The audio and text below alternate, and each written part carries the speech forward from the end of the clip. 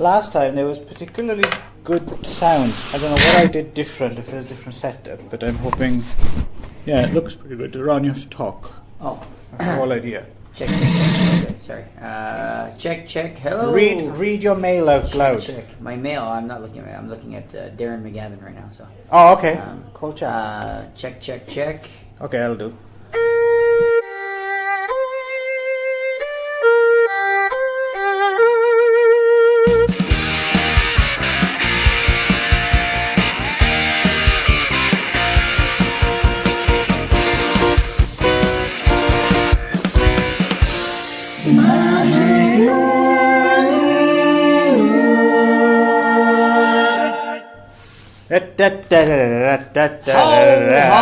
Ho. Merry Christmas, everyone, and welcome to the Magic Morning Wood, where it's Christmas in the wood. Stars on the trees in the Magic Morning Wood. Magic Morning stars. And not talking any films today, just singing singing that for an hour and a half. Sleigh ride over and over. Come on, Ron.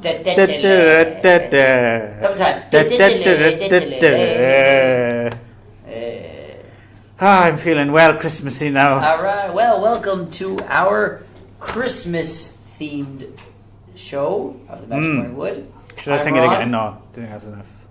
Huh? Should I sing it again? No. Nah, I think it's good. It's good. I'm Ron. I'm Clive. Yes, and welcome to the Magic Morning Wood. And there's snow on the ground. There is. Merry Christmas. Yes, Merry Christmas. Happy Hanukkah, Kwanzaa, and all so that. Hanukkah. What exactly is Hanukkah? Now that you bring it up. What exactly is Hanukkah? I mean, what day are they celebrating? Because it's Well, Hanukkah is 12 days long. Right, and I'm guessing it's pre-Christian. Yes, yeah. So what are they like? Obviously, Christmas Day, we're celebrating the birth of Santa Claus and his crucifixion. So Hanukkah is, what's that? Is that like, I don't know. This is my ignorance. Oh, yeah. Well, I'm not Jewish. So yes, No, but you don't know? I don't know. I mean, I assumed it was just like the end of year celebration. There's like they light the menorah, like a candle every day, and then So I actually don't know what I never really studied what the background of right. Is. But, is it related to like, I don't know, something Jehovah did over a period of time, or is it more like closer to like a pagan style thing because it's to do with season change or solstice or? Right. Well, there we go. Anyway, back to movies. We know all about Hanukkah. Our apologies to any Jewish listeners out there. Yes. Yeah, please let us know. Let us know. What is Hanukkah? Yeah. Why does it exist? Right. So, for this special edition of our Christmas podcast, we've decided to do not just one movie, not just two movies, but 3 Yes, movies. God. A triple header. Lucky people. Yes. So I chose one. This show is dedicated to all you Jews out there. Yeah. With nothing else to do on Christmas. So I chose one movie, and then Clive chose 2 short movies. Yes. Which equate to a full movie. Yes. So it's not full cheating. Right. Okay. I guess we're going to go ahead with my selection. Okay. We'll start with yours, which were. Well, first out of the gate is, they're both TV movies, actually. And this one is called The Stalls of Barchester. And it's from 1971 from the BBC. And it might not be apparent as a Christmas movie from the get-go, but there is a reason that I just watch these movies. I just had so much how do I put it? I just festive cheer. No, you Brits really confuse me. Yes. Like you get these you got Halloween. You don't pick a Halloween movie for Halloween. You got Christmas. You don't pick a Christmas movie for Christmas. And I don't know if you can blame you got a Halloween movie for Christmas, and you got like I don't know a comedy movie for Halloween. So yeah, I'm not sure where. I don't know if you can you blame. guys are all backwards over there. I don't know if you can blame the British Isles. Just me. I think. Just, I don't think I'm much of an ambassador. Cookie Brits. Right. So yes, and this there is a kind of method to my madness. Yes. So Okay, this well, is. tell us about I it. will. What is the method? Well, The Stalls of Barchester is an adaptation of a story by M.R. James. Of course, that's right. Montague Rhodes James, who was a very famous scholar. Mm-hmm. I believe his dates, I wrote them down, were 1862 to 1936. Right. And basically an academic, King's College, Cambridge, Eton, stuff like that. A great antiquarian. I think I read that he had catalogued he started the process of cataloguing all the manuscripts in the Cambridge collection. So he was, like an antiquarian, right, basically. But the reason he's most famous to us nowadays is he also wrote a succession of ghost stories while he was at Cambridge, and the ritual became a Christmas tradition between M.R. James and his circle in Cambridge. I think it must have been Christmas Eve or around there, they would retire back to his place, full of sherry, and then he would read his latest ghost story, which he had written by candlelight, right? So there's the initial Christmas connection. So basically, he would just write a story, and then he would read it on Christmas, and that's the only reason. Ghost story. Yeah, It was always a ghost story. Right, yeah. But so he created the ghost story Christmas tradition himself. Before that, it didn't exist, except for. But I mean, I was wondering, did it go back to like Dickens and the Christmas Carol and that kind of stuff? Like, is this? When was? Well, yeah, of course that would be older, right? I think, as far as I know, that's the beginning of the kind of Christmas ghost story tradition. Christmas Carol. But I'm not sure, because you mentioned the Christmas ghost story tradition, and other than Christmas Carol, and I'm familiar with the M.R. James ghost stories and that being. Beyond that, is there much of a Christmas ghost story tradition? Not for me. I mean, that's why I don't really. Well, that's what I was wondering. So, is there? Did it become something else more of a thing for British people, where they have other people have rich?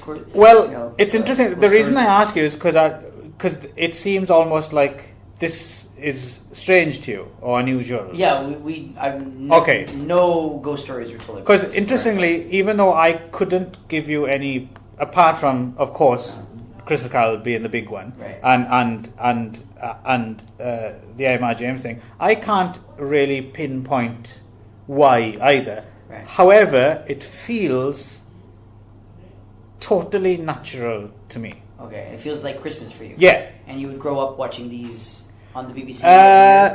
Not these specific ones, but always M.R. James though.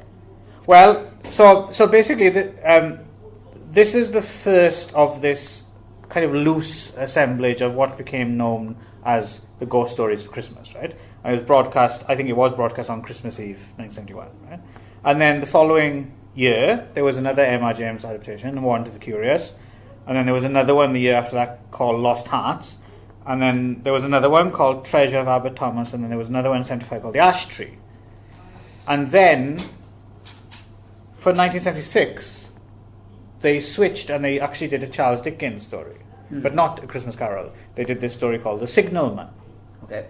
And then for 77 and 78, which was the last 2 years of the initial run, right, they turned to two contemporary stories, and also they were original screenplays. They weren't based on older right, ghost stories, right? Okay.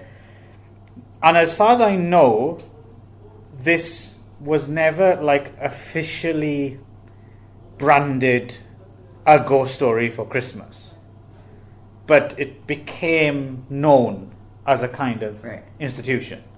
And then the kind of shorthand for it as well was the M.R. James ghost story for Christmas, even though it was only the first 5. Right. And then it was Dickens, and then it was these other two right. kind of slightly. And how about like today, modern times? Do they play them now? When I was growing up, I didn't see them when I was a kid right. because they finished just before I was born, and then I don't think they were rerun unless they were rerun on some obscure cable channel or something. But I'd heard about them, and they'd clearly influenced the greater culture, I think, because it became a kind of thing, right? The spooky ghost story at Christmas. That feels, even though I couldn't pinpoint anything other than A Christmas Carol, that feels part of my childhood. That Christmas... Even though you never saw them? These, no. And they were never on when you were even alive? I'm still alive. No, and they weren't on originally aired. No, before I was born. Since you were born. Yeah, I didn't see these when I was a kid. And they haven't started like a new run of like new ones? Well, they did in 2005. Okay. They started, on and off. There was one in 2005, A View from Hill, 2006, number 13, and then there was a gap. And then in 2010, they did Whistle and I'll Come to You again, which we'll get to a new later. Version, or they just replayed the old one? No, a new version. A new version. Okay. And then there was one in 2013, the Tractate Midoff. Okay. So... And now it's a gap since 2013. Yes. But it's become one of those things. I think the generation that grew up, that did see these when they were a kid, are now... And this is people... this is that group of people like Mark Gatiss and the League of Gentlemen people and the people involved with the new Doctor Who and the Sherlock. And I think Doctor Who coming back comes from that same generation. Well, it was also 2005 when Doctor Who came back. Right. Same year, right? Same generation of people who grew up with this stuff, and then when they got into a position of doing what they wanted to do, they kind of went into this like nostalgia thing. Yeah. So I think it comes from the same, the 70s. Like, there's something about Britain in the 70s and television and Gothic and children's television, and it's a really... If you didn't know about it, you wouldn't necessarily... Well, you wouldn't know about it, right? But if you're familiar with it, there's so many things now, from television and movies to even like albums and things and radio shows and musicians and DJs. They all draw from this very specific well, which is very difficult to define. But it's there. Oddly enough, I hadn't planned to talk about this at all. It just went off in that direction. But now that you bring it up, yes, it is part of... Well, it is interesting because like it's not a tradition that has been carried over to any other countries that celebrate Christmas. Right. Like it's certainly not a North American thing to do ghost story. I mean, right. With the exception of Christmas Carol, which is not really seen as a ghost story. And these days, the new versions are not meant to be scarier. I think it's just more about the Christmas message kind of thing. So the scary is reserved for Halloween, which maybe British people don't celebrate the same way that North Americans do. So maybe the scary is saved for Christmas. I don't know if it's like a... But beyond it actually being a part of your childhood or you having any nostalgic connection to it at all, does it make sense to you? Does the kind of Gothic creeping into Christmas, does that make sense to you? Or do they seem like oil and water? No, I feel like they would have some sort of like, it would be at least set at Christmas, or there would be some sort of like even sort of just tangentially mention that Christmas is nearby, or there's a present, or just something to do with Christmas, but there's absolutely nothing at all. And so having a ghost story at Christmas I have no connection with that. See, whatsoever. that's interesting. That's interesting. Because to me, very different things. To me, they just seem to blend. It's like a natural marriage. But I couldn't tell you why. Yeah, really. I don't know why. Because I would have no... Like, ghosts are not anything I would think of when I think of Christmas. with the exception of Christmas Carol. Right, but like you said, you don't tend to think of that so much as a ghost story right. as Well, anyway, so this the Stalls of Barchester we're going to go to first, even though it does have precedence in. We'll get to later Whistle, and I'll come to you. Right, but the Stalls of Barchester was the first one of this run. Before you go to I have one more question about this idea. Yeah. So the Stalls of Barchester, was the first one. The very first one that they did in 71. Yes, if you discount Whistle, and I'll come to you.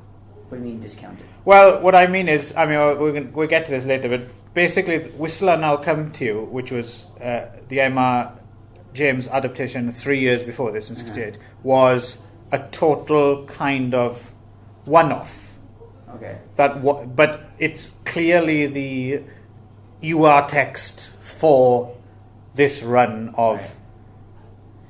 I think when Stalls of Barchester came on air, most people, I think, would have made the link to the earlier adaptation. Right. So my question is that before these were aired, whatever the first one, the Whistle and I'll Come to You. Okay, let's say that. Yeah. Before that, did this Ghost Christmas connection exist, or was it because of these that it exists?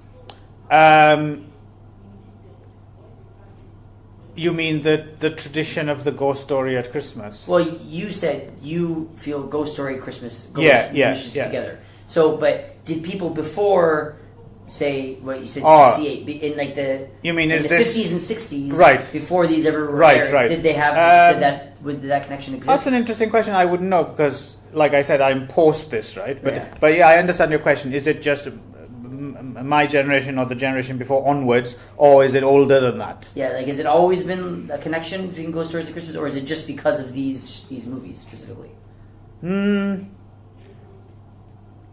Maybe it started here.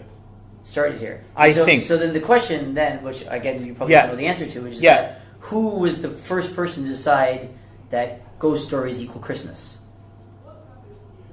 Like when the first person is just like, okay, I'm going to put this on at Christmas time. Well, I'm guessing it must have been Lawrence Gordon Clark, the person who directed this Stalls of Barchester and did the 7 of the 8 Christmas Ghost Story films. I'm guessing it worked for the BBC or something? Yes, because the Whistle and I'll Come to You adaptation wasn't even broadcast at Christmas. Right. Okay. So that wasn't Christmas. No. So it's one of those weird things, I suppose. Looking back, I can't imagine a time when the two weren't wedded together. It seems so perfect. Because it's been since before you were born. Exactly, yeah. But like prior to that, maybe someone not. had to make at the beginning make that link that didn't exist beforehand. So I'm wondering who and why they did that. Yes, even though I don't know the answer, something tells me that someone else who knows better than me might write in and tell us. Yeah. But something tells me this has got to be an older tradition. I mean, at least as far back as Christmas Carol. Right. Somehow it doesn't seem right to me that there's Christmas Carol and then there was a big gap of 90 years and then they started doing it. I think there must be something in the air, right? Right. So, but specifics I couldn't tell you. Okay. But it's a good question. Yeah. So, to the Stalls of Barchester. Right, yeah. Okay. No, that was interesting. So, Stalls of Barchester, as I said, directed by Lawrence Gordon Clark, who was the guy who did the 7 of the 8 Christmas story, ghost story adaptations. And 45 minutes long, so it's pretty short, and very, very low key, right. And a perfect M.R. James adaptation. Have you ever read M.R. James? No. Okay. M.R. James's ghost stories are. I love M.R. James ghost stories, and this perfectly kind of encapsulates the what it is, the appeal, right? Mm-hmm. Because almost all of them have this same format, which is someone investigating something in the past, Right. usually at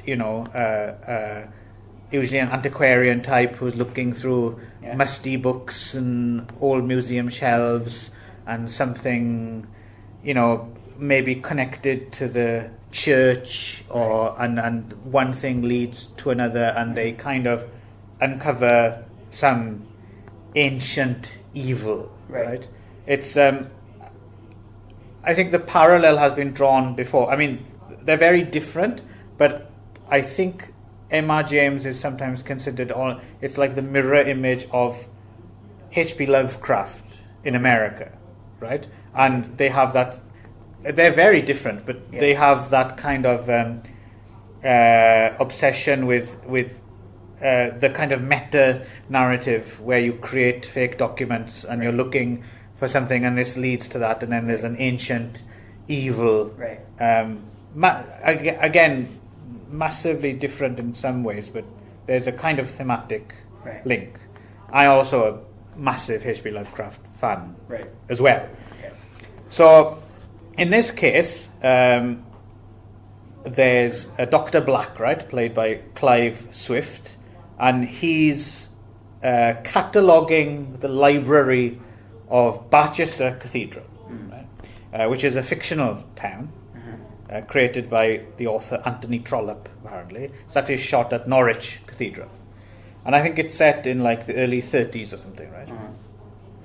And he's cataloguing the library with the help of the librarian, and they come across a chest, right? Old wooden padlocked chest, which includes the papers, the letters, the diaries, I guess, the possessions of an archdeacon, a former archdeacon of the cathedral, Archdeacon Haynes, played by Robert Hardy, who younger listeners may know as Cornelius Fudge in some of the Harry Potter films recently. I can't remember who Cornelius Fudge is, can you? But the name sounds familiar. Yeah. Well, anyway, that was him. In the ministry, I think. Oh, okay. Before he died. He died a few years back. The head of the Ministry of Magic, I think. Oh, there we go. Oh, you do know. I mean, I saw all the Harry Potter films, but they all mesh together. I read the books too, though. Oh, okay. That helps you separate it out. So basically the rest of the film is Dr. Black and the librarian kind of reading through these papers and piecing together a narrative of what happened, right? And basically what seems to have happened was when the future archdeacon first turned up at Barchester Cathedral, there was another archdeacon, right, like an old geezer, who he's kind of basically waiting to die, right? It's quite an amusing montage of him walking with his sister and just getting more and more fed up of this guy not dying, right? And finally the former archdeacon falls down the stairs, cracks his head open, I guess. At like 95 or something.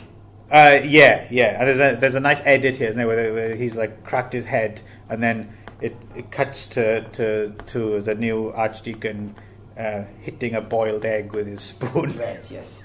And so, even though the new Archdeacon Haynes is kind of happy, finally he's got the position he was waiting for, I suppose it slowly comes to light that, well, this is kind of left very ambiguous, right? But whether the Archdeacon Haynes, the new Archdeacon, was in some way responsible for having... You think it was ambiguous? Even at the end, you think it was ambiguous? I think so, at least...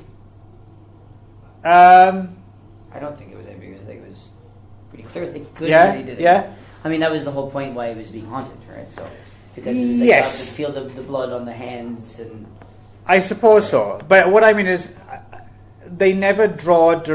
I mean, there isn't a big exposition dump, right? No. There's no one. Aha! So therefore, blah. Yeah. They didn't lay it out for you, but I think it was. No. But what I appreciate that you piece it together yourself as a viewer, rather than have it spoon fed to you, right? Yeah. It's So spoilers, obviously, for anyone who hasn't seen the Souls of Barchester. But which is probably all of you. Oh no, this has quite the following. Oh, is it? Yeah. These ghosts, like I said again, especially for that generation who saw it growing up, and since then there's like BFI DVDs and things. Right, So actually, I'm not sure quite if we want to get into it, because it doesn't really add much to this discussion for us to really talk about exactly what happens. Yeah, but in a nutshell, he's sitting up. It's me in a nutshell, and a ghost. There's a ghost in here with me. Yeah. So anyway, he's up in his, like, what would you call it, a pulpit? I don't know, what would you call his? Yes.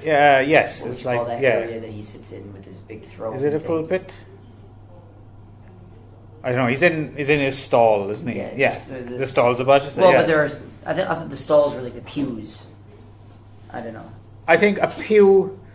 Again, we're out of our element. Yeah, I think but so. I'm guessing us in religion. A pew is a type of, like, stall would be the larger category, because you can have non-pew stalls, right? So a pew is a type of stall. But not all. So all pews are stalls, and all stalls are pews. All pews are stalls, and exactly. Okay. Yeah. Okay. But anyway, so he's sitting on this, like, big throne kind of thing overlooking the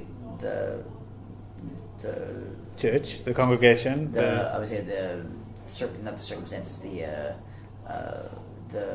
the ongoings, the happenings that are going on in the church. Well, it's often, it seems to be evensong or some kind of choir or something like that, right? Yeah. So he's just kind of like watching over all of what's happening. Again, apologies for me and Ron's ignorance of all things. All things religious. But especially Jews. We know nothing. Yeah, nothing. At least we can have a crack at some of the Christian stuff. Jewish stuff, nope. Yeah. Okay, so, and then I guess he's got like hand, like in his, like the armrests. Yeah, they're like carvings, they're all right? Carvings, yeah. Right? So there's one that has one's like a hooded figure, and one's like a cat, and there's the different kind of scary. Well, ones. they actually mention 3, right? But we don't see 3. We say a hooded figure and a cat. Apparently, there's a devil as well, but I don't think we see that. Okay, but I think only 2. Yes. So, and then at some point he asks someone, like a historian of the church, about the carvings, and he says like half are for good, like angels, and one half are like demons and devils and stuff. Yes. And so then eventually, I guess, basically he ends up getting haunted by these figures. Yes. So in his deaconry, I don't know, in the house he lives in, he spends a lot of the year alone, right? He lives there with his sister, but sometimes his sister goes away for health reasons. Right. His sister, this will mean nothing to you, Ron, but for just in case anyone out there gets, the sister is played by Thelma Barlow. Thelma Barlow? Yeah, there we go. Who was, or maybe even is, as far as I know, was, at least certainly was in a... She was in a Harry Potter movie. No, she was, even better than that, she was in a long-running British soap opera called Coronation Street. Oh, you know Coronation Street? My grandmother loved Coronation Street. I never really? watched it, but my grandmother was, Oh, you got it in Canada, like on PBS or something? Yeah. Oh, my grandmother watched it every day. Well, his sister was on Coronation Street for fucking years and years. I think she worked in the corner shop. As far as I know, she might still be on it. I don't know. On Coronation Street. It's possible. Is it still running? Yeah. Is it? Yeah, I have a friend who watches it. So... that's her. That's why most viewers, if they know her at all, it'll be fucking hell. She's there for Coronation Street. Yes. So he's left alone, and slowly he starts hearing noises, voices, cat meows. He just feels a presence in the house until eventually, either something genuinely supernatural or his guilt and which creates illusions and thing. He ends up falling down the very same flight of stairs, I guess cracks his own Yeah. head open. And it bears being mentioned that there's a cat that comes up every once in a while, and Right. and he sees this cat, and then the cat disappears. He asks, "Where's their cat?" And they're like, "Oh, we don't Right, have a cat." Or, right. Do we have a cat here? No, there's no cat. And he goes, it's Yeah. this ghost cat, and then there's a hooded figure that kind of comes and goes, and so Mhm. that, and then Yeah. that's it. And then our And then the very protagonist, he figures out that the carvings that were on his whatever the fuck that's called were made, I guess from a. I don't know if the guy who carved himself was a devil worshipper, or I guess he must be something like that, and he carved the carvings out of a tree that had been a hanging tree, right? And also had been used in some kind of pagan rituals or something like that. And he goes back to the cathedral to find that the carvings aren't there anymore, they've been replaced, and he manages to track them down to a museum, and more fantastic museum-y fusty old people in tweed looking through old manuscripts, and I can't get enough of this. I think this film lives or dies on whether you like that kind of stuff, right? But it was discovered that the carving broke at some point, and there was an inscription inside, right? And it was basically a curse, right? And it was a curse that if anyone who had blood on their hands should lay their hand upon this carving, then something would come and take you away. Curse for that. So of course, because he never had actually physical blood in his hand, the understanding is that it's metaphorical blood, that he must have killed the original archdeacon. Yes. And therefore, because he had done that, then knew about it, and then they came and got him. Yes, there's a maid character, isn't there? Right. Who apparently, it turns out, one of the things they find in the chest was he was making regular payments to her. Mm-hmm. And the reason the archdeacon apparently fell down the stairs is because one of the carpet rails was either missing or something. The carpet rail was missing, yes. So I obviously taken out the rail. Making it for him. Yes, he had convinced her to do this, I guess, and then paid her. Or he did it himself, and then she just got blamed for it. Right. There's that as well, yeah. But then again, I'm not sure why he would be paying her. Oh yeah, I don't know why she would take it. Well, that's what I'm saying. That's what I'm saying. It's slightly ambiguous. It's never totally spelled out. Just you kind of know. In the words of Forrest Whitaker in Species, something bad happened here, right? Foul play was afoot. Yes. Very well put. Was it afoot? And he tripped up the stairs. That was brilliant, Ron. It was afoot. I think it all came through. We're all very impressed. Yes. So what did you? I'm actually really, because I have no idea where. What did you think of Stalls Barchester? I have no idea. I have no idea what you thought of this. I really don't know. I couldn't tell you which way you're going to go with this.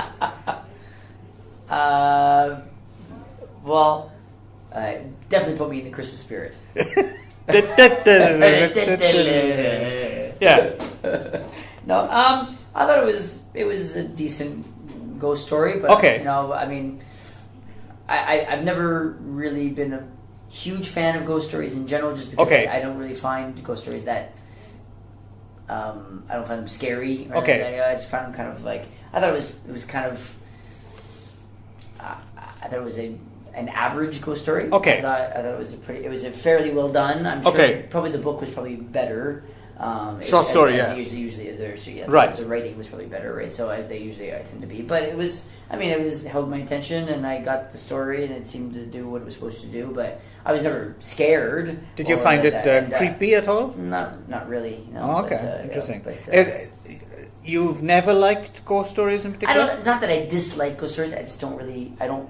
They're not like a top of my list of the horror genres that I enjoy. I find them all kind of the same, and I don't really find them anything. Is that based in a kind of because this is something that I've had more of a problem with the older I get is having more pragmatism about these things. Like, It could be. I don't actually believe in ghosts. Yeah, it could be that. It's difficult to get scared in them. I just all ghost stories kind of are about kind of the same to me. I mean, like they all kind of have this similar themes. Vengeful spirit. Yeah, and it's kind of like, man, Okay.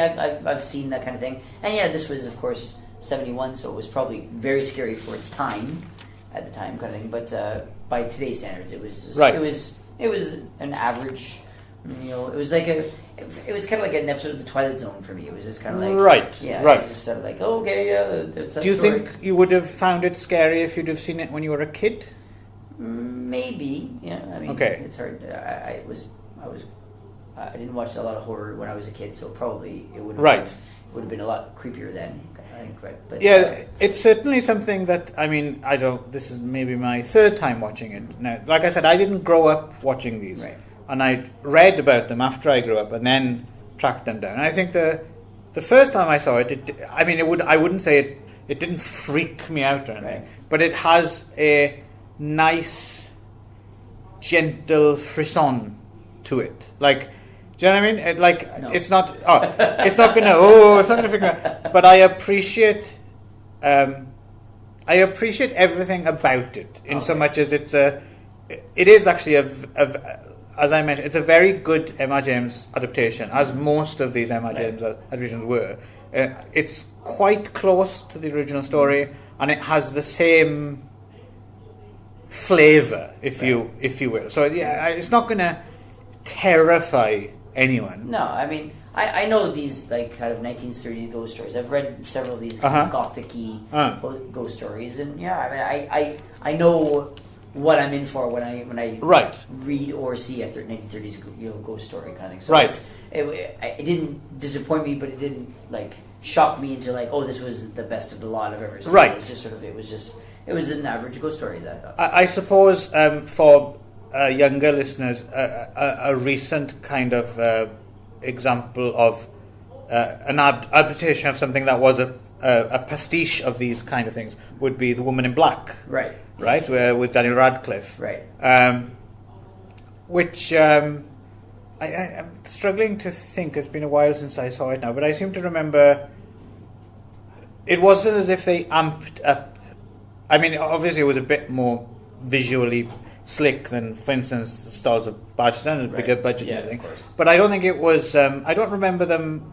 Like, it wasn't as if they put loads of gore in it. No, it was not. It's not gore. It's meant to be atmospheric. Yes. Yeah. So it's in that same. I was actually as I told you before, I was in the stage production of the Black, and there's no gore. It's not even like what are they called now? Jump scares. No, it's not that. It's just more like a creepy, general, like a sense of unease, and a feeling of like doom and dread and that kind of stuff, which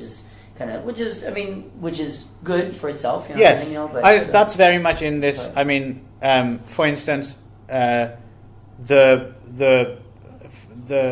most famous interpretation of The Woman, which I'm guessing the stage production you did must have been a riff on, is the one that they do in Covent Garden, right? Yeah, it's the same script. So and based on the book, and the book is a pastiche of these these M.R. Jamesian kind of stories and a few other writers. But there was an earlier TV adaptation of The Woman in Black from the 80s, which is, again, I think probably preferable to the Daniel Radcliffe version, more creepy and scary. And again, I think that's probably, it's a few years after this, but again, that's one of,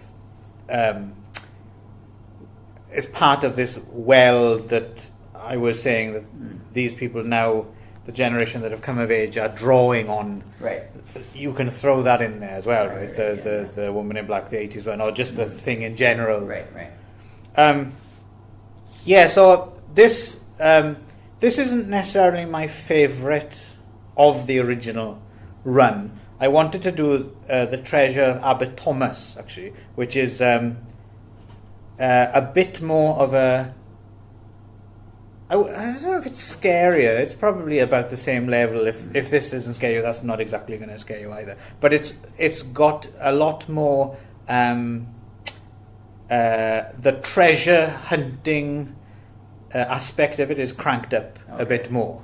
So I think the Treasure of Abbot Thomas is my Indiana Jones. Yeah, not. I mean, it's not quite. It's not like a National Treasure or something. Right. But it has got two characters who are like following clues and breaking codes and things before they find the ancient evil. Okay. So it's got a bit of kind of high adventure to it. Right. But of course, again, it's all very it's within the grounds of an university or a cathedral, and it's all very buttoned down. Right.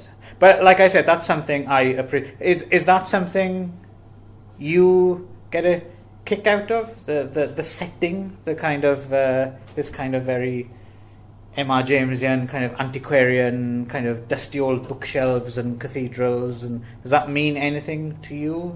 Of course, it doesn't mean as much to me as it does to you. Right, It's right. part of your culture and your right. I guess. So, yeah. But, I mean, I can appreciate them for what they are. And Okay. I'm familiar with those tropes and what they mean and how they feel. And but you haven't got a hard on for them. I don't have the nostalgia that you have for them. Right. I think is what it is. Right. I don't have the connection to them as much as anyone else, because I also it's also very it's also very British in terms of the setting, but also in terms of the university is very very British. It's very like Ivy League, British Ivy League, university kind of thing. So it's just, I mean, I went to university, but I wasn't quite. There's no dusty books or anything like that. Right. So Well, I didn't go to a university like that either. So it's not so much. Well, it is a bit of nostalgia, but it's not so much nostalgia. Personal nostalgia, right? Yeah, it's still your cultural. I guess, I'm not sure if it's so much because it's not so much the Britishness of it that gets to me. I just like that sense of history and respect for history. Right. I suppose. Okay. No, I didn't. I didn't go to Eton or Oxbridge or anything. But whereas for me, I say, fuck history. There we go. Okay, so yeah, I mean, it was decent. It was fine. Okay. I would say it would have fit better in the Halloween episode than the Christmas episode, but right. But well, at least you didn't object to having to watch it. No. I mean, you spelled pleasant enough. It was also nice. 45 minutes. So exactly. It's a nice. It was just again, as I said, it felt like a Twilight Zone episode or like a I don't know what's like the Outer Limits or something like that. Right. Very, something very like. But it was like a very old TV show episode. Right, but very low key. Yeah. I think. Yeah. I think this is the kind of thing. If you're immediately going to think that's for me or it's not. And it's not going to be like, I don't think anyone's going to have a violent reaction to it like, I hated that, but it's just going to be more of a kind of reaction. That's kind of what I was like, unless you're listening now and thinking, I also love dusty old bookshops and music, in which case you can fucking love it. Like I did. Sure. But again, I can appreciate, because my love of it isn't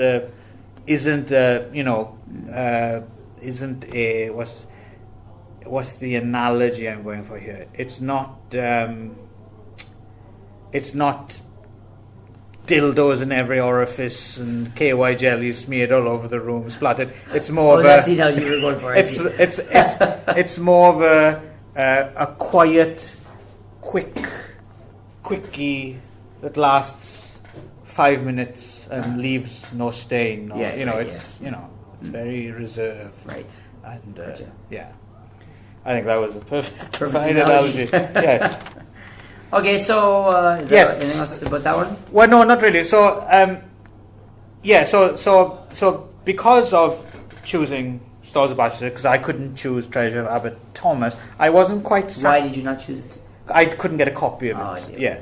So, or at least in time. So, so with that in mind, I was thinking, okay, that's good. You got a flavour for it and everything. But I was thinking, yet this doesn't. For me, the best of the M.R. James adaptations is Whistle and I'll Come to You from 1968. Right. So I kind of, but I can't. So I wanted to Stalls of Barchester as an example and tie it into the Christmas theme, and then Whistle I'll Come to You, which is M.R. James, but wasn't shown at Christmas. No, it's not a Christmas but it is, I think, the quintessential of these things, and probably people of that generation who grew up watching these things as well.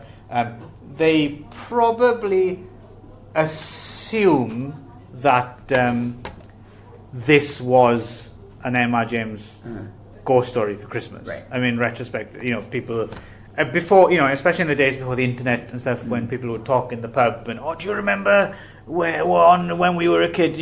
That they, I remember Whistle I'll Come to You. That was the one. That was the ghost story for Christmas. That's how they remember it. That's the culture of memory. Even though it was never actually played. No, I think it was like broadcast in August or is something. Is it like the what do they call it? The what's that effect where it's like the group everyone remembers something differently than happened, the Mandela effect? Yeah, kind of like that, I guess. Yes, exactly. So yeah, people assume this would have been a Christmas ghost story, and it wasn't. It was actually unusually run in there was a show, a strand called Omnibus, which was actually an arts documentary show. So each episode would, it would be about a different artist or a sculptor or a musician or something like that, and it was just a doc. But for some reason, this one-off was given over to this dramatization, this adaptation of M.R. James's story, Whistle and I'll Come to You, My Lad, which is actually the full title, in 1968. Again, about 42 minutes, something like that. Written, directed by Jonathan Miller, who's more well known as like a theatre director, and also was. Are you familiar with Beyond the Fringe at all? I've heard of it. Okay, so Beyond the Fringe was like the pre-Monty Python kind of Cambridge satirist comedy group. So that's where Peter Cook and Dudley Moore started. Okay, yes. And, I did hear about this. Right, yeah. and Alan Bennett and Jonathan Miller was the fourth one. Okay. So a little bit forgotten now. Comedy, actually. Yeah, a little bit forgotten now post Python, I think. But in their time, I mean, they were big news. They were, they inspired all those people, and. So that's how Jonathan Miller kind of got started. So this is a bit of I wouldn't say this necessarily stands out as like crazily different from, but it's not necessarily what would represent Jonathan Miller, right? Like Whistle I'll Come to You. So this one stars Michael Hordern, who I think is fucking so good in this. I thought you would like him. Oh, he's so good. I mean, he's always good, but I can't. This is what I think of when I think of Michael Hordern. And so basically, again, he's. What else is he famous for? Well, I don't know if he's famous for. He was just in loads of things, right? Like he was character actor. Yeah. You'd see him in all sorts of things. He'd turn up in. He's even in. He's in some horror movie. I can't remember. I genuinely couldn't say, but he's just always been there. He's it's him, and but this is what I always think of when I think. I think he was also. I was reading about him recently. Actually, he was. Like a lot of these people, like they also had a life in the theatre, right? So I think I don't know if he was in the RSC. Or not, but he certainly was in some productions, and maybe he was Prospero in The Tempest or something like that. But he does have stage credentials, or maybe he was King John or something, something like that. But a very respected actor, and but rarely maybe getting a starring role, right? So it's nice to see that, and so he's kind of like he's a vacationing. I'm not sure if they actually... Is he a professor? Yeah, they call him a professor. Yeah, there we go. So, yes, he's taking his holidays at the seaside, isn't he? Staying at a guest house. Was it his holidays? I thought maybe he was like on like a sabbatical part of it was like.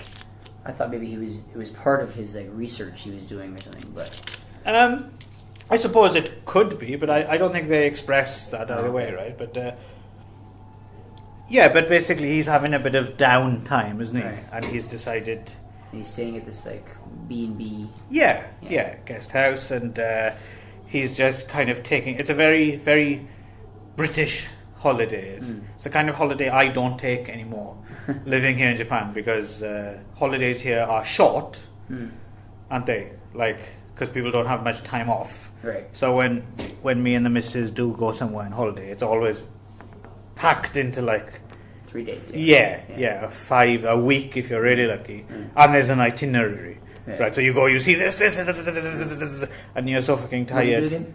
Huh? What do you see? This. I'm just saying this. Okay, right. Very quickly. Okay. Yeah, it's not like a really long word. And then you're so exhausted and tired that you don't remember any of it. And vacation for vacation, right? So. Yeah, exactly. So this strikes me as a very a leisurely British holiday where there's not much to do, and you take a really long time to do it. Right? Okay. So my guess is he's there for like 2 weeks or something, Right. and that's the plan. And it's not as if he has a lot on his plate. I might just go over there and go for a walk and have a look at this. And, it's very much like the take in the, chill out, I suppose. I doubt Michael Horton would use this phrase, chillax. Chillax, I might chillax. That would be surprising if he suddenly said chillax in the middle of this. But yes, so that's and he's pottering about, isn't he? And he discovers a whistle one day on the beach, and he finds this whistle, and he blows on the whistle, and that's okay, whatever. But then, since blowing the whistle, he's going out, he's going on the beach, and then slowly there's a figure on the horizon, isn't there, that seems to be following him on. It's very lightly done, isn't it? You can never quite tell. Occasionally he'll look behind and there might be some figure like way off there on the beach, but even if there's, so what, right? It could be anything. And he's very, I mean, if you thought Stores of Barchester was low key, this is like lower key, right? Yeah, there was like at this point I'm kind of like there was like 5 minutes of him just checking into the hotel. Right. Okay, It's this is super only 40 minutes long. Right. What's happening here? And he's slowly troubled by nightmares, I guess, and there's just an air of unease, right? And he does like a rubbing of the whistle too. Yes, and there's like a little description, again similar, I suppose, to like the curse. All very, I imagine, some kind of ancient evil or something. Something's been disturbed, or by. You found it in like a graveyard, right? But overlooking the sea, wasn't it? Yeah, like a graveyard the old graveyard with like the bones are like coming out of and it's like toppling over, Again, a place I could spend all day, just I'd love that. It does look like a neat place, right? Yeah. So it's and that's it, and then finally something visits him, right? An apparition, or maybe it's just a bed sheet, or who knows? Something visits him, right? Well, first you don't see that yet. First he just wakes up in the morning, and then the housekeeping ask him if he wants which bed he wants the blanket on. Right. Yes. And he says, "Well, I want it on my bed." And they're like, "Well, which one? You slept in both beds." Right. And he's like, "Well, no, I didn't." Right. So at this point, you're getting you don't know what's happening yet, but you're getting the idea that the bed has been messed up. Right? Yes. But again, that's not like that's not massively flagged up. No, it's almost a throwaway. Yeah. And so, and I think even more than Stores of Barchester in a way, this is pretty much 100% atmosphere, right? Yeah. Shot in black and white, by Dick Bush. Looks fantastic. Which, by the way, is a great name. Yes, and not at all amusing or innuendo. So anyway, Dick Bush did a great job with the cinematography. I think, like it looks really good, especially for. I mean, it must have been shot on film, but still for TV, it looks really nice. It's like a work of art. And yeah, it lives on and dies as well on Michael Hordern, right? Because we're with him the whole time, right. Pretty much, right? I think you actually didn't talk too much about him as a character, and he's just obviously really like socially awkward. Oh yeah, like kind of like intellectual. Yes. And like no social graces or social. No. Like totally unlike us. Yeah, just talks to himself, mumbles to himself, and yes. It's such a good performance, and he also, I suppose the thing is as well is the sin of pride thing, right? Yeah, because he's like one of the other guests makes the mistake of asking him at breakfast one morning, like, "Do you believe in ghosts or something?" Right? And it's it's not a question of what I believe exactly. What do I believe in? And the other guy could have got up and left the room. He wouldn't notice, right? Yeah. So he's clearly very. I did really like that part where he's like, what was the one that he changes it around like the. Changes around the words. Yes. It's not a question of, and yes. Yeah, but it's a question of like. Yeah. It's not a question of A and B. It's a question of B and A. Yes. He was so. Yes. You could see he was so proud of pleased himself. with himself, so pleased with himself that he thought that. Yeah. Right. So again, he's clearly, maybe his job is also cataloguing some documents and old manuscripts or something. Sure. And he lives in his own. And this is, on the one hand, I can see myself turning into this kind of person myself, if given the opportunity. But he's in his own little bubble, right? And he's so fascinating to watch. And he finds when he does the engraving of the whistling, 101 things a boy can do. All these things are coming to him, and they just come out of his mouth. And I honestly, I could have watched him for twice as long. He's just so fucking good. It's just because I've seen Michael Hordern in other things, and I have seen interviews with him or something, and because on the strength of this, you'd be just tempted to say they just pointed a camera at him, right? He's like this all the time. Right. He inhabits it so well, but he's not like this all the time. So it's a fantastic performance. And the other thing to say, and I'm wondering, this is what's going to interest me asking you about it, is did this scare you, Ron? Not much scares me these days, to be honest. Okay. I never really didn't expect it to scare me. I thought it was. There were a couple moments that were creepier than the other one. Yes. And I would say specifically the when they're walking towards them on the beach with that. Right. Exactly. Yes. Yeah, that was obviously meant to be very unsettling. Yes, which it is. Yeah. So and which is what. Amazing. The first time I saw this, that did actually scare the shit out of me. Because I watched it late at night on my own, and I didn't expect it. And I was, whoa! Right. Just the sound. Yeah. And I got the impression, this is definitely meant to be like the thing that would... Yes. And that probably would really, really freak out. I'm a little bit desensitized to that stuff, but I was like, this definitely would, if I was less desensitized, or someone who is less desensitized. Or imagining if you were a kid... and this came on TV. I can see how this would have traumatized the generation. Whatever that noise. It's brilliant. It's because what's good about it as well is it is literally a sound effect and a sheet on like a stick or something, and that's it. That's it. Yeah. But it's so much scarier than take your pick, right? Yeah. So there's that, and there's of course the climax where the ghost does finally, I guess. Yeah, which again is just. Like bed sheet on a string. A little bit of slow motion, slow down the sound, and it's amazing the effect they can get out of it. Right? Yeah. And again, his breakdown is just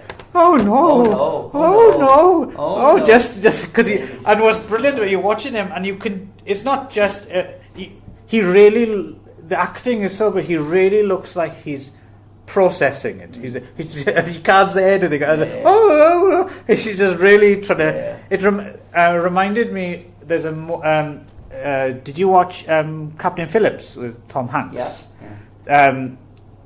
At the end of that movie, there's like a scene where after he's been rescued, I think, and he's being attended to by a nurse or a doctor or something, and it's just Tom Hanks just kind of coming to terms with what he's been and he doesn't say anything. That's fucking. It's so good. I remember that moment. And I think that's kind of comparable to what Michael Hordern does here. So I mean, there's not much to say about this other than I fucking love Whistle and I'll Come to You. It's on my top 10. Like, again, the more I watch it, obviously, it's less scary than that first time. But I still think it works as a kind of a piece of drama. Right. And the second or third time as well, I think it gets funnier. Watching Michael Hordern is just... it's quite a slyly witty kind of piece. So what did you make of Whistle and I'll Come to You, Ron? Well, as I said, I thought it was better than the other one. I thought the other one I thought was rather average. Okay. But this one I thought it was a little above average. But again, it's still in that kind of like realm of like meh. It kind of stuff for me. Yeah, even that one is sort of kind of like I mean, but again, for 1968, I'm sure it was wonderful. It was really, really good. Right. It was very high quality and stuff. But by today's quality, today's standards, it was just sort of like okay, it was good. It was well done. But I wanted. I see what you mean about the breakdown at the end, but I kind of wanted more of a button at the end. I wanted something else. Okay. I wanted to see like one more aftermath, and not just in right. I wanted some. It felt like there was one piece missing, but I didn't know what that piece was for me. But beyond the scare factor, what did you think of it as a piece of drama? I thought he was quite good. I enjoyed his character and watching him do his stuff, kind of thing. It was well put together. But again, for me, it was like an episode of the Twilight Zone kind of thing, so it could have been kind of thing. So it, which isn't bad. I mean, it wasn't bad. I would say it was a bad thing, but as soon as I turned it off, first thing I thought of was it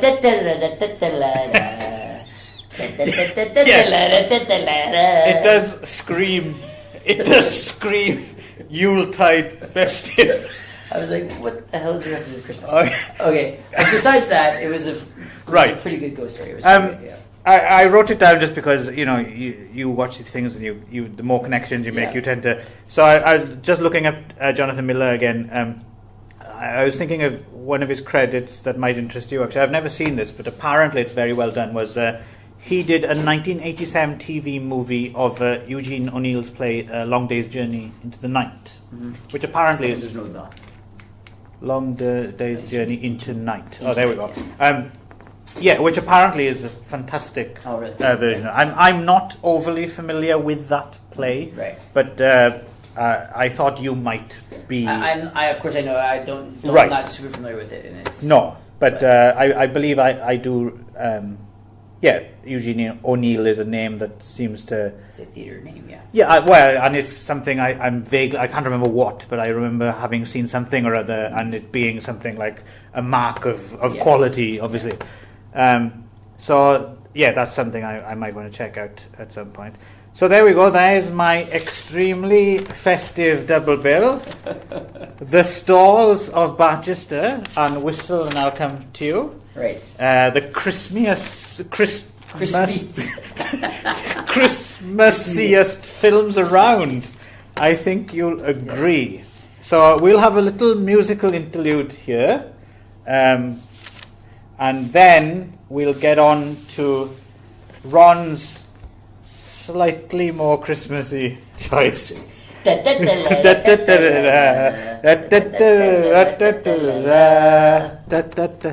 We are recording this in summer as well. I put the music here, and then coming back from the musical break. I think that was a musical break. Yeah, that was it. It was good enough. Right, good enough. Okay, good. So, moving on to my selection, which moving on from two movies which have very, very little to do with Christmas whatsoever, to being a movie that is all Christmas. Yes, of course. It's Scanners 2. Scanners 2. Electric Boogaloo. It is my very, very famous not famous, sorry. My very, very favorite and famous Christmas movie, A Christmas Story, starring Peter Billingsley. We're going for pure nostalgia here. Okay. And when you chose those, for me, of course, there's no nostalgia factor for the Emily games with Christmas for me. But for you, it does. It says kind of Christmas or something. It's something Christmas to you. But A Christmas Story is pure holiday nostalgia joy for me. Like every frame of this movie is like a warm blanket for me. Okay. It's like every second of this movie is just joy, and I'm a kid again at Christmas time, right? So it's like, interestingly, this is because I know now that this isn't just unique to you. This is a huge thing in North America, all across North America. Yeah, there's some places where they play this on 24 hours a day. There's some stations that play this movie over and over again. Yes, 24 hours. So I'm sure this is not our traditional fare for the Magic Morning Wood doing independent movies. No. Because this is very, very famous, and it's become it's a tradition where people watch this movie every Christmas. Right? Although it is not a global thing, I have to say, because a Christmas Story, as far as I might have just been. I'm pretty sure I'm authorized to say, this doesn't have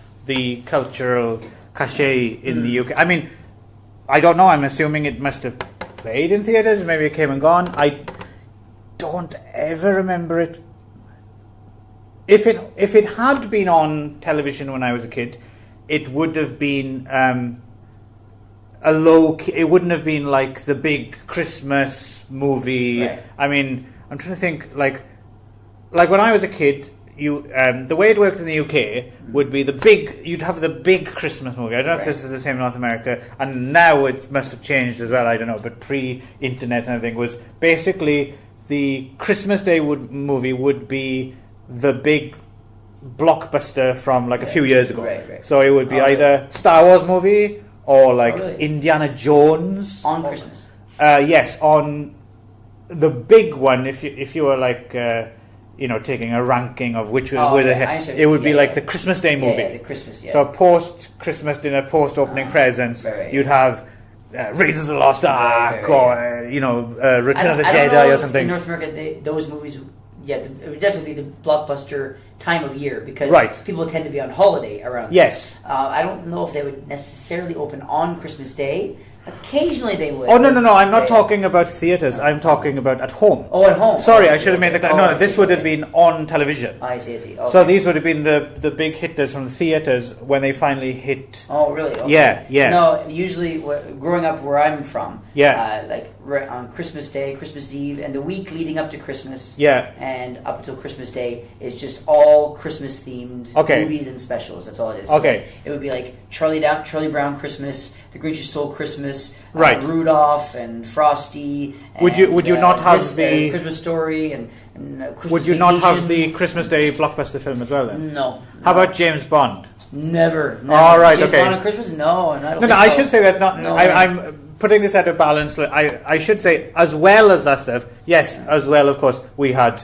Miracle on 34th Street and growing up, we only had that stuff. Yeah. Okay. I know. We had that. But the stuff. big thing when I was a kid, when you went to get the special 2-week TV supplement, would be the first thing would be what was the big Christmas Day movie, really? No, it wasn't really. And rarely were they Christmas films. Oh yeah. But then around it would be. The only one I can think of that was because you'd usually have one in the afternoon and one at night.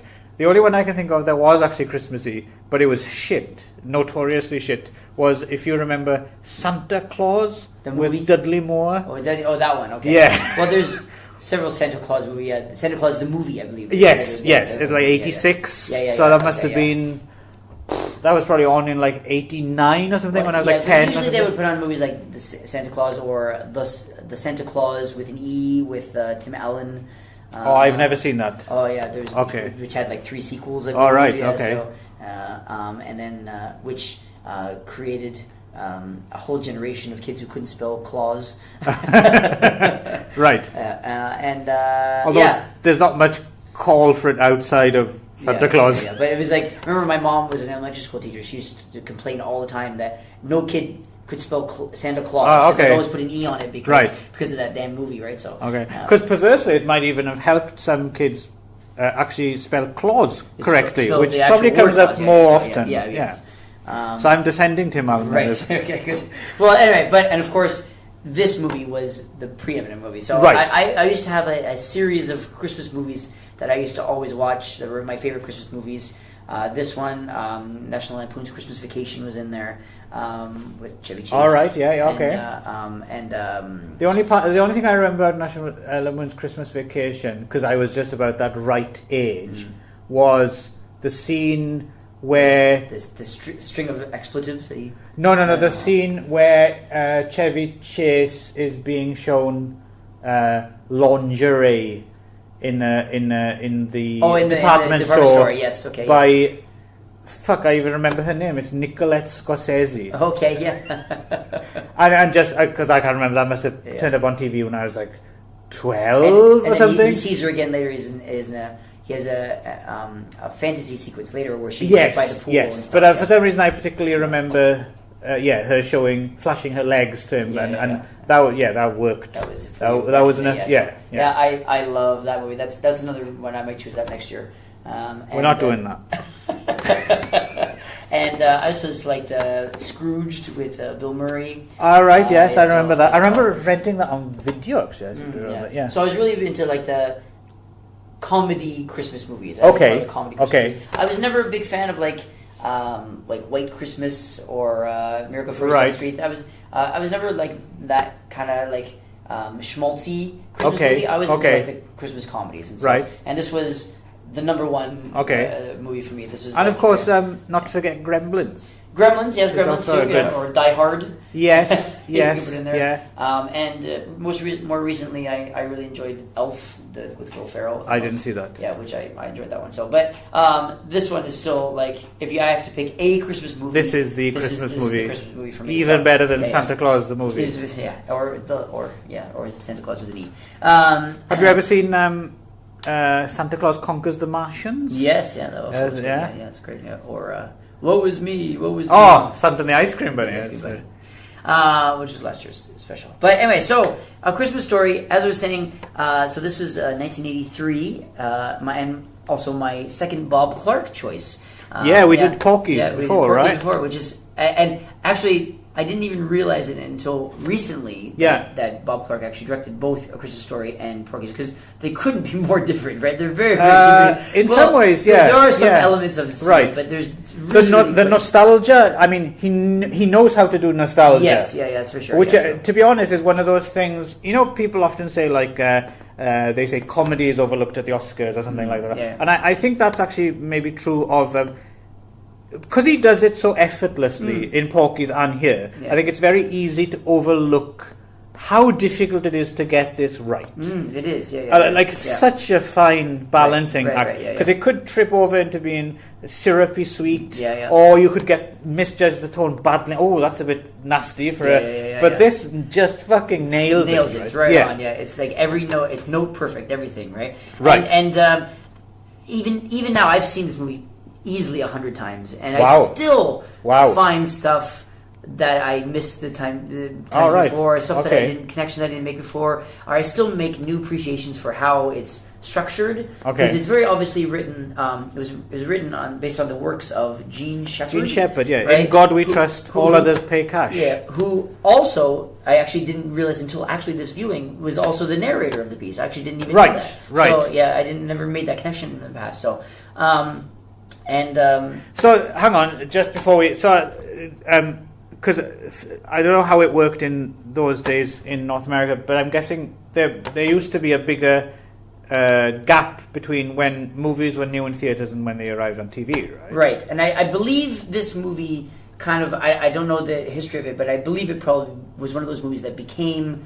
That maybe was okay in the theater or did fine, or on. Yeah, I think it kind of tanked actually. It probably did. But I think it found its audience when it got to television. I think but I'm just curious, when did that? Because you're a few years older than me, right? So let's say if this is an '83 film, let's say it's a safe guess, it wouldn't have come to TV probably much earlier than '85.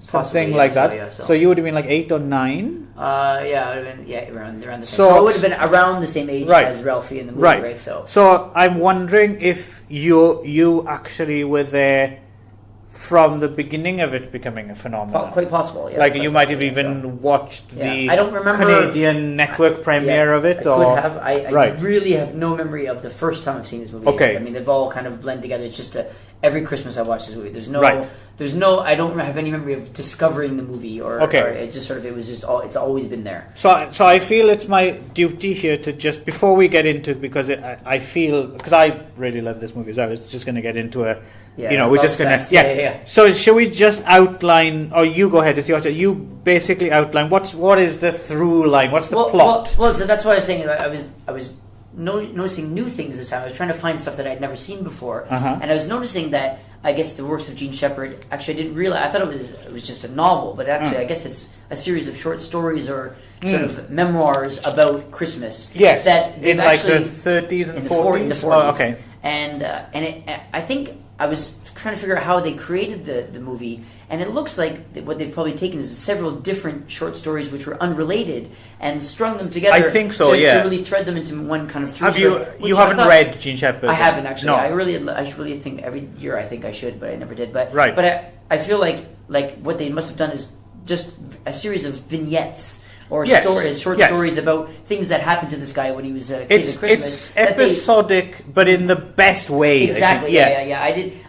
Sometimes I forget how episodic it is. It's like, oh yeah, there's that, and then there's this, and there's this, and there's, oh yeah, that scene, and then that scene. But they all kind of just weave together into this one. They do. Like really one narrative. And because what works again, I don't know if this is deliberate or just but.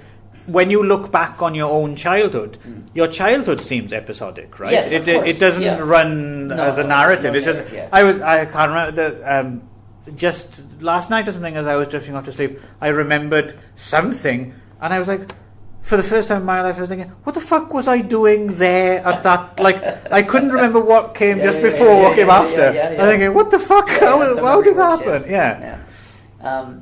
But even still to this day, I still laugh. I still laugh at this movie. Like it still makes me laugh every single time. It is funny. It is funny. It's really, really funny. And it is. I think I wrote down. It's utterly charming, is what it is. It's charming. Actually, it's very, very real. but there is a kind of. So our main character, who it's got to be actually up there with Michael Horden in Whistle and Come to You in terms of like. Perfect casting. You can't imagine anyone else's. And that's the other thing is that I find new things to appreciate every time I've seen it. And I was just talking to a friend of mine after watching it this weekend because this movie also has a bit of a cult following, right? And I'm actually playing Santa Claus in a Christmas show this year, and I've played it for this is my third year doing it, and my first year doing it. I'm in a show with 3 other people, and 2 of the other people were also big fans of this movie, and the fourth person had never seen it. Okay. And so we ended up having like a movie, like a showing for that one person never seen it, and the other 3 of us were all really excited. And we all were speaking along all the lines of the movie, and as annoying as that is and stuff like that, right? And so anyway, this year I'm planning to do that again. I've already seen it last week. I'm going to watch it again in a couple weeks with my new cast, of which one of those people from 2 years ago is here again. But now there's 2 people who haven't seen it. So it's me and my other friend. And I was talking to him about it, watching this again. And he knows the movie just as well as I do. He loves the movie from when he was a kid. And I said for some things that he didn't even realize. I was like, did you know that Bob Clark also directed Porky's? And he was just like, what? It's the same guy as directed Porky's? Right? And then we were talking about some of our favorite bits. And the one thing I was pointing out to him was that, let's take, for example, a scene, the scene where Flick gets his tongue stuck to the pole. Right? You take that scene, and you watch this kid, Peter Billingsley. That got lost a little bit. We are talking about Peter Billingsley, who plays Little Ralphie, the main character. Actually coming to that point. Okay. So Peter Billingsley, who's fucking great, who's amazing. As kid actors go, he's got to be one of the best he's ever lived, right? Because so in this scene where they've dared their friend. I think Ron likes this one. They've dared their friend to stick his tongue to the pole to see if it sticks. To see if it sticks, and of course it does. Frozen pole, yeah. And so then the bell rings, and they go into their class, and then they're pretending that they don't know what's going on, right? And so then they say, and the teacher's like, "Where's Flick? Where's Flick?" Yeah. And then someone points in, and she sees him at the window, and all the kids run to the window, and they're all, oh my gosh, right? Oh, and then the fire engine comes, and the police car comes, and they're, oh my gosh, it's Flick, right? And the two of them who are guilty never leave their seat, and just the looks on their face is like, it's just gold. It's just oh my gosh, it's a fire engine. Yes. Oh, and the look in his face as it heightens, as it ramps up. It's like you can't even teach that to people. Like that's it. If only you could see. There's almost tears in Ron's eyes, and I'll do it then, because I don't think you're going to get to it. Just to get it out the way. The Gene Shepherd character is basically narrating, looking back on his childhood. Yes. In particular, one Christmas where he, little Ralphie, played by Peter Billingsley, wants nothing more than a Red Ryder BB gun air rifle for Christmas, right? Yes. There we go. Good. Right, sorry. But characters, various characters, including his mother, keep saying, "You shoot your eye out, kid." So he's like, it looks like he's never going to get the gun. He keeps getting thwarted at every turn. Yes, and spoiler alert, he does get the gun. Gets it, and he does shoot his eye out. It's a dad, though. So while we're on, and I suppose the other two, I mean, he's also got a little brother, and there's these other kid characters, there's a couple of bullies, and they're all great. But basically, I think it's a three-hander, really, isn't it? It's Peter Billingsley, and it's two parents. His parents, yes. It's Darren McGavin and Melinda Dillon. Yes. Who also are... Brilliant. Yeah. Brilliant. I don't know much, I have to admit, I'm not as familiar with Melinda Dillon, because I haven't seen a lot of the stuff that she... Right. Darren McGavin, I'm a long time fan of. And he was also in Bob Clark's Black Christmas, another great. We might have to do another Clark. And of course he was Kolchak, the Night Stalker, right? And he's just his performance in this as well is not perfect as well, right? Because it's weird as well, because it sways. Sometimes it really goes totally over the top. It goes really hammy, and then sometimes it's kind of quite subtle and drawn in as well, but always in the right place. It's weird. There's a weird alchemy at work in this film where it should be massively uneven, right? It should be. Yeah, you're absolutely right. But it's not at all. That's what I said I watched it, and I'm always constantly amazed how much I thoroughly enjoy every single second of this movie. This has got to be in your... There's no like points like, oh, I don't know this part, or like, oh, this is fast forward this part. I knew you liked this film, and I like this film as well, but I'm guessing, by the way, this must be on your top 10 or something. It's definitely my favorite Christmas movie of all time. All right, okay. But it definitely... I have a lot of very, very strong nostalgia feelings for this. You're almost welling up. That's nice to see. But it's slightly difficult to discuss, though, beyond just saying it's fucking great. It's great. Because it is just a series of vignettes, right? And we have, where to start. And one of the things I liked about it this time watching it, which I'd forgotten, because I've only seen it, I don't know, 3 or 4 times or something. But I can easily see, especially because I didn't see it for the first time until after I'd grown up. Right. Okay. So, but I could easily watch it again. I'd be happy to watch it again, and I certainly can imagine if I'd seen it when I was a child, then it would, it would be something I'd have seen, 100 plus times or something. But watching it this time, the thing that really made me, it's not quite as well nuanced, and it doesn't matter because it's not that type of film. But the analogy I drew was when we're both fans. We were at the right age. We were teenagers when the TV series My So-Called Life ran. And I think when we first watched My So-Called Life, we enjoyed it from the perspective of Angela and her friends. And I've seen My So-Called Life a few times over the years, and you really start to appreciate how well drawn the parents are. Yes. I mean, those are really, really good. And this is slightly, it's not, it's not trying to do that. It's slightly more cartoonish than it is realistic. But the whole stuff about him winning a fucking this is just brilliant. Major award. Major award. He wins this major award, and he's making a huge deal about winning this major award.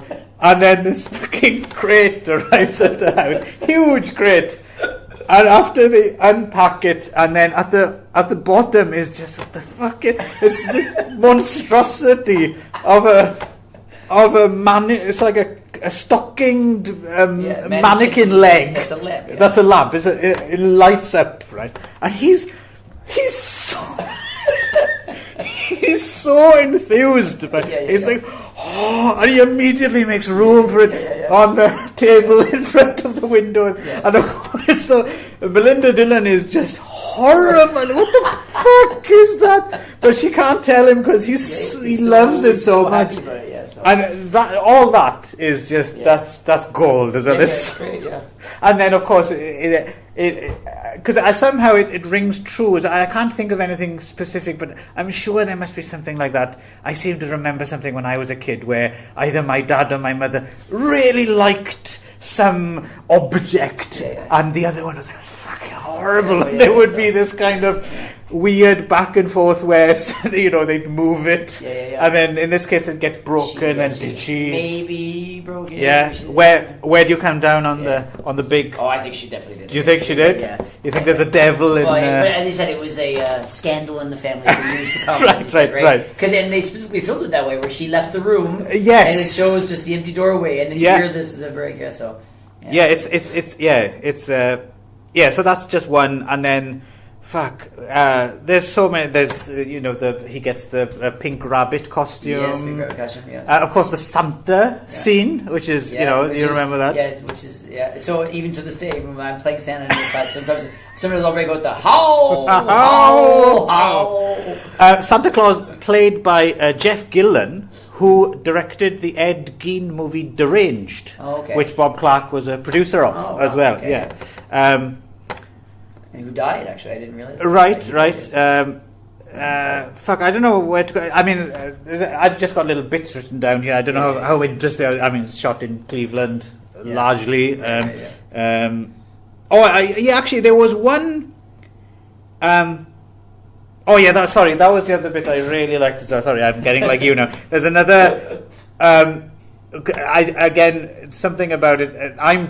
We're both too old to really get this, but the beauty of this film is it managed to give you a nostalgia for a time that you're not actually nostalgic for. 40s, is listening to the little orphan Annie and getting the coded pen in the mail, and and the fact that he's so distraught when he discovers that's a real life-changing that's a real epiphany, right? It really was. It was like the but no, the one and this is so small I wouldn't even call it a false note. It's just something I noticed this time, and it's not even something I might be wrong about it because I'm not sure how much this is based on a real thing that happened in Gene Shepard's childhood, and like how much of it is. So some of it must be made up, but at the end, some dogs run in and destroy their Christmas dinner, right? So they have to end up having a Christmas dinner at the Chinese restaurant, right? And to the funniest racist joke ever. Yes, well, the family are cracking up because they're singing No,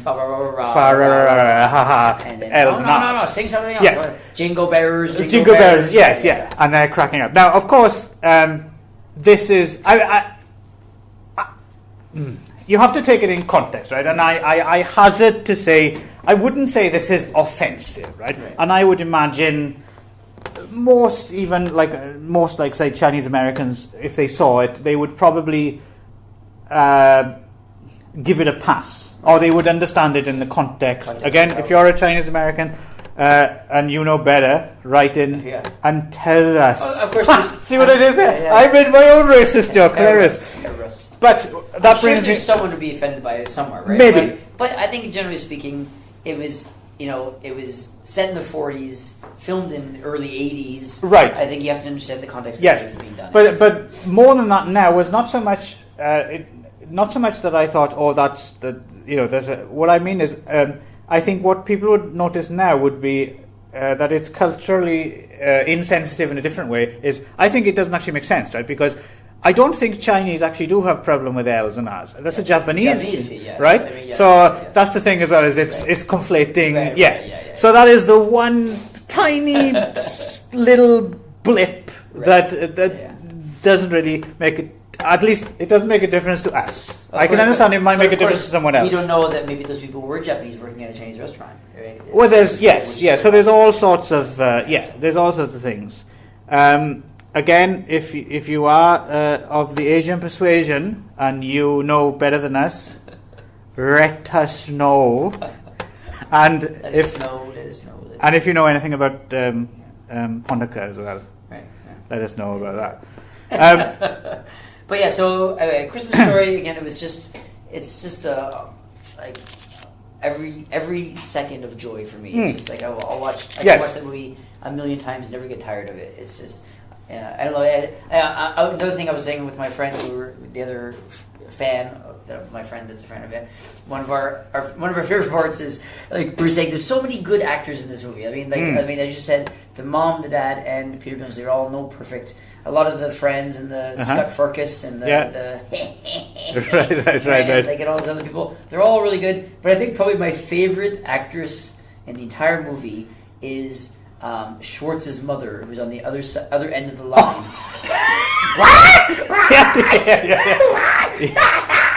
Yes, that is good. Fuck, what was I going to say? You reminded me of something there as well, actually. Scott Farkus? No. Damn. Oh, well. No, something sprang into my mind. I was gonna, what was it? It doesn't matter. Okay. It's all good.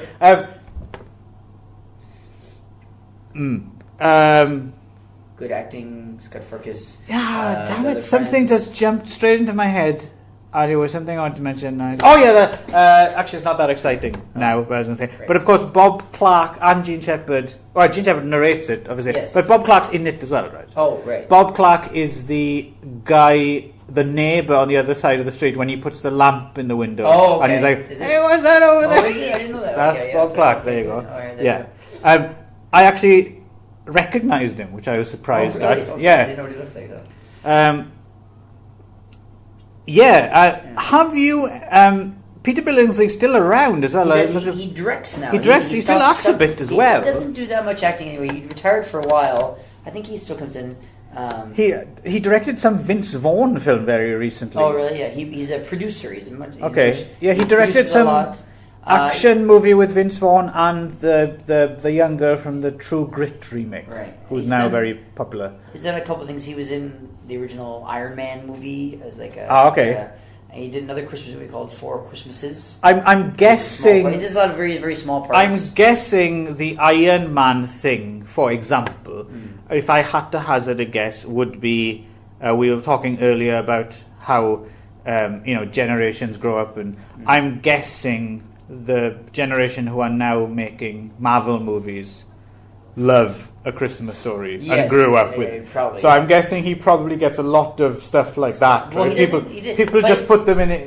He was in Iron Man, and then he was in that other Christmas movie also in 2008, and then he was in one movie in 2013, and that's all he's ever acted in. So, but I'm guessing how many. I wonder how many offers he gets. I think he gets a lot of those kinds of things. I think he's kind of like Molly Ringwald or those other stars, which are like, oh, come be in our movie because you can make like a meta. Which I'm guessing must get old pretty quick. Yes, right? I'm sure it does. But I think primarily it seems like he's a producer now. So so you take it in this direction wrong because I don't know anything about this, and I'm guessing, being such a huge fan, you might.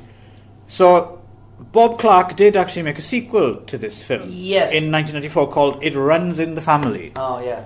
Did you ever see Never it? seen it? Oh really? No, that surprises me. Yeah. No. Okay, and then there was a non-Bob Clark, because he's dead, so we can't blame him. Direct-to-video sequel in 2012. Yeah, I did see that one. All right, well, that surprised me. Just the intensity of your love for this. I think they were both kind of after a time when I wouldn't be able to even easily get things like that. I see, So right. I think once those were kind of after I came to Japan, they're not really like running off the shelves. I see what you're saying. So so I know of them, but I've never really had a chance to see Are there things they are on your list to catch up with, or can you difficult if for it you was on, to? I would watch it, but I feel like I'm sure it's not going to be anywhere near Right. as good. I think I'd I'd certainly be be curious curious to see it runs in the family. I Yeah. think because it's Bob Clark again, Right. And But it's it- before Bob Clark went into his strange baby geniuses period, right? Yeah. Um, But was anyone? But that was like 94. 94. Charles Grodin and Kieran Culkin. I think from what I gather by a quick glimpse at the IMDb, I think it's same characters, a little bit older, but different same actors. characters, but now it's summer. There we go. Yeah, and so now Kieran Culkin plays Ralph. Right. Yeah, and Mr. Parker is played by Charles Grodin. instead. Right.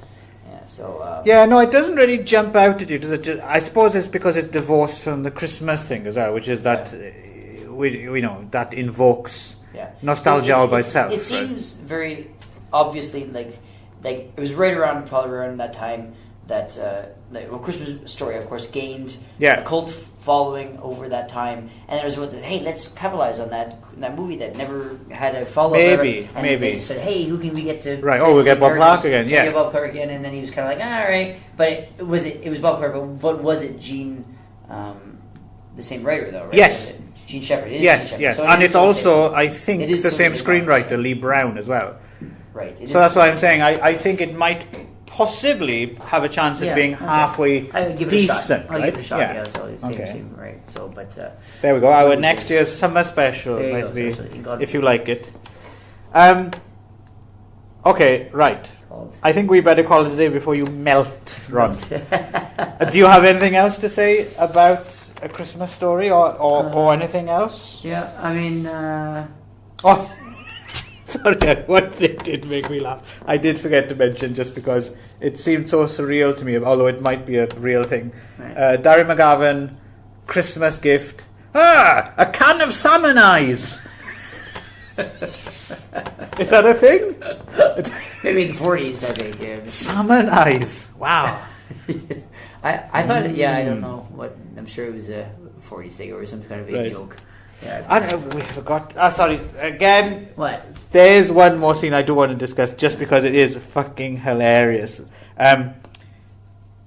Soap poisoning. Soap poisoning. Yeah. with his blind. When he comes back and Darren McGavin is so good in that scene. He's like, "Oh, how could this happen?"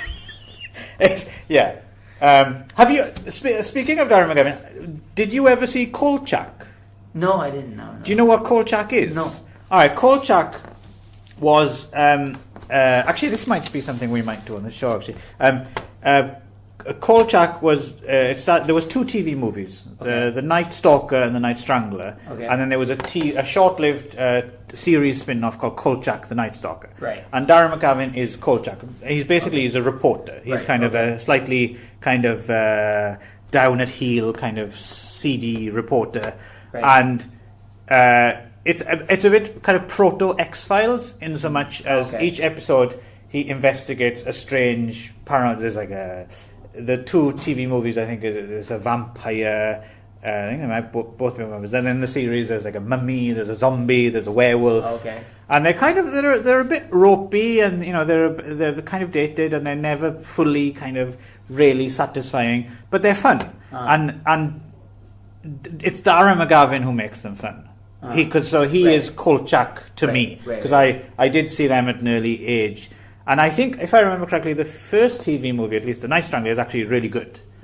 So I obviously you like Darren McGavin. Yeah. So I would. But the thing is that the Christmas Story has always kind of lived in my memory as kind of like a standalone thing. Like, I see what you're saying. It's sort of like I never really took it to go and further research. Like, what are these actors? Right, I see what you're saying. Other sequels. It's sort of like it is what it is. Yes, it's hermetically sealed. Yeah. You don't necessarily want anything else to encroach on it and spoil it. But not necessarily spoil it. But it just never really thought about it. I see what you're saying. Seeing it this time, and definitely having more of a good appreciation for like the actors. Each time I see it, Right. I appreciate it. I feel like I'd like to see more, especially Darren McGavin and stuff. Yeah. And, well, listeners, if you're like Ron and you like Darren McGavin but haven't seen Kolchak, there you go. There's another recommendation for you.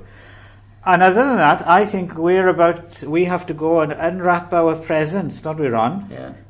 Which is well, a box set of unsubtitled Pakistani films for you from me. Merry Christmas.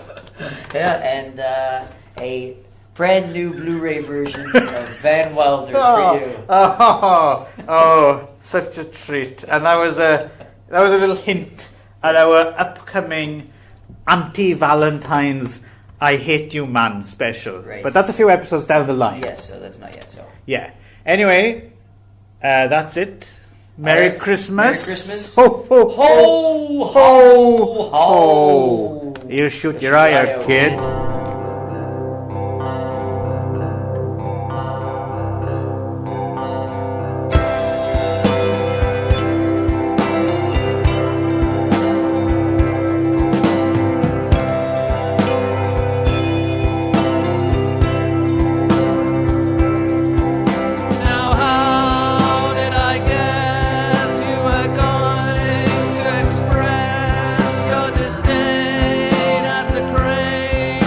The bright fairy lights, and you'd moan at the stars.